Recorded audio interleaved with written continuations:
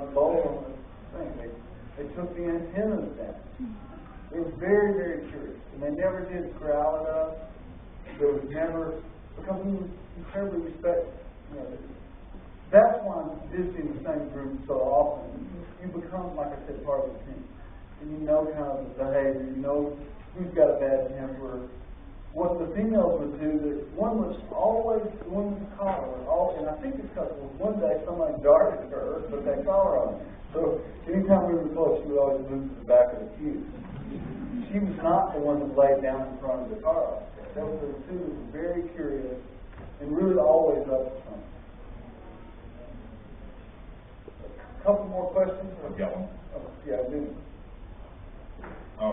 So I'm not really an expert or know much about the physiology of the ivory, or the fact that I think I know where you're going. So yeah, is it possible is there a technique that you know about where you can alter the ivory where it's still functional ecologically, behaviorally for the elephants, but at the same time it devalues the ivory to a point where it's useless for trade?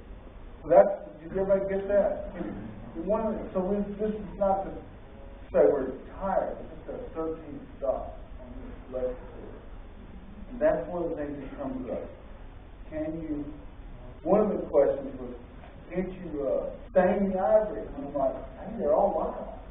You can't do anything to these elephants because they're wild elephants, and there's nothing you can do. Another, and it was a scientist that said, let's make some fake ivory and flood the market. Let's create a synthetic ivory. Maybe we can devalue it. So, but what the interesting point of that might be that what if we put our heads to it? You know, somebody sees me talk and is really smart and gets inspired and figures out a solution. That's what kind of the dream about doing stuff like this is you plant a seed and something will come out of it. That thing about Alibaba, I never heard of Alibaba. Years, like Google and Amazon all in one group.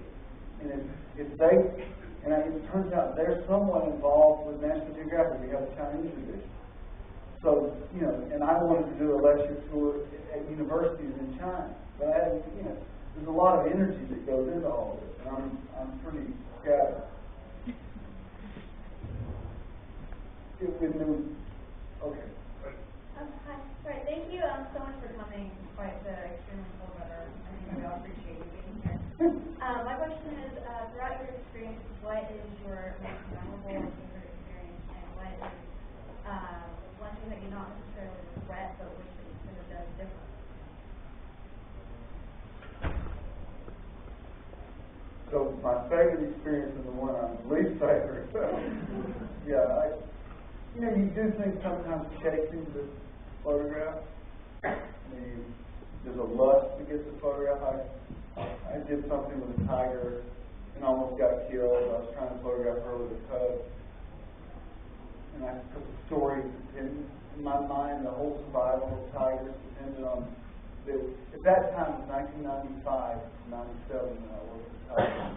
And at that moment, in our hubris, we just decided as a human species, we were going to save wild animals by breeding them in captivity with artificial insemination. Huge amount of money being spent on this. And I can tell you, you're not going to get a tiger ever that way. The only way is a wild mother raising a cub, but she's got to know what the food base is, not to eat humans.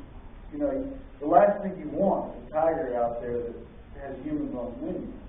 So I thought the story was dependent on photographing the mother raising her cub. So I was desperately following the female, and I pushed her. I went up in the mountains with some mahouts, found her den on foot. She attacked her. She came out of the bamboo thicket. And if you go, an angry tiger is not something you want to see, especially on foot. And the only memory I have was waking up and my clothes were torn, and I was bleeding, but I wasn't scratched at all. I was scratched from the rocks that I had fallen on running.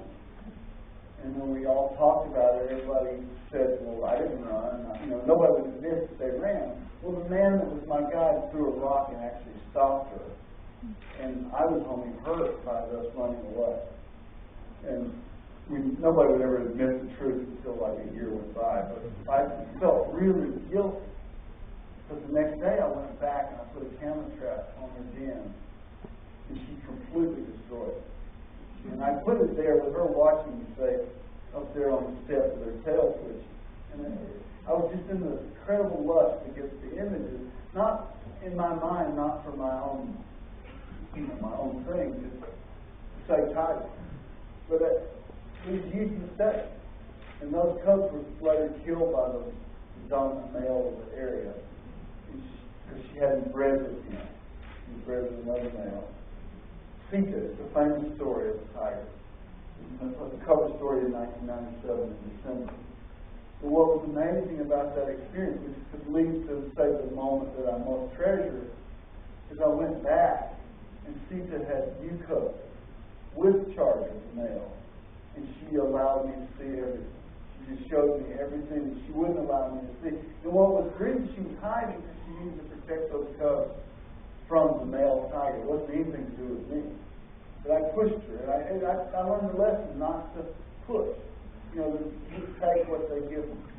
And I've done that ever since then. I always take a deep breath and say, don't let your lust for the picture get in the way of your value system.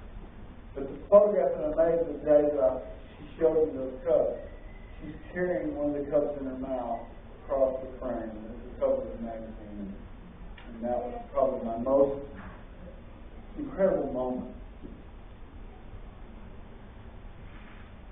But I think the microphone has to make it down. After this one, would you bring down the gentleman? Do you ever worry that your presence, that making the animals familiar with your presence as a human makes them more vulnerable to poaching? You might do that with chimpanzees or gorillas, but not lions or these other things like that. Like I said, remember I said feet on the ground? You can't get close to any of these animals on foot. They know the difference. So if you're doing the safari stuff where you're in cars, it doesn't matter. But out in the forest, so that's why when we work with great apes, we often wear the same exact clothing. And you establish to them who you are. So they know when it's poached. They absolutely know. So it's not really an issue. It's something people ask. We did work with chimpanzees that had never seen humans.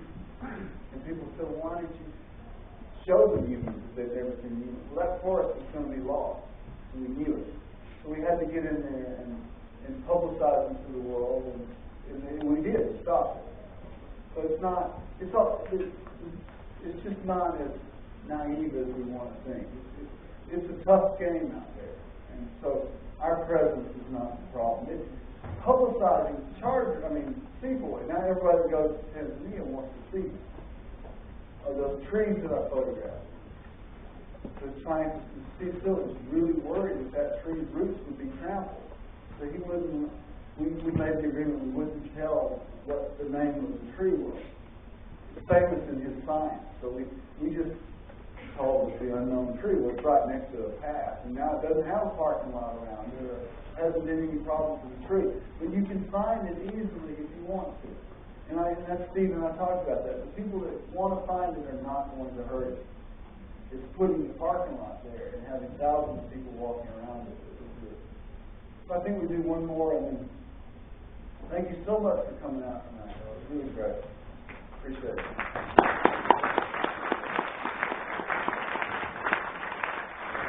I was just wondering if you could comment on, I know you work in extreme climates and conditions and stuff. Since you use a lot of digital stuff, could you comment about some of the problems you have with the equipment and the photographs? Yeah, the question is how do you take care of your equipment and all this stuff. In the rainforest, that's where it's really bad. And I haven't been doing my digital photography. I was doing film in all those days. You always have to have silicon gel, and I use waterproof boxes. The main thing is to protect it when you're not using it. When you're using it, it's got to be out. So in the dust of the Serengeti, I keep everything in dust-proof boxes until we stop moving the car. So when the car is moving, dust is flying, it's in boxes. And then you need an assistant to clean it for y'all. Thank you so much.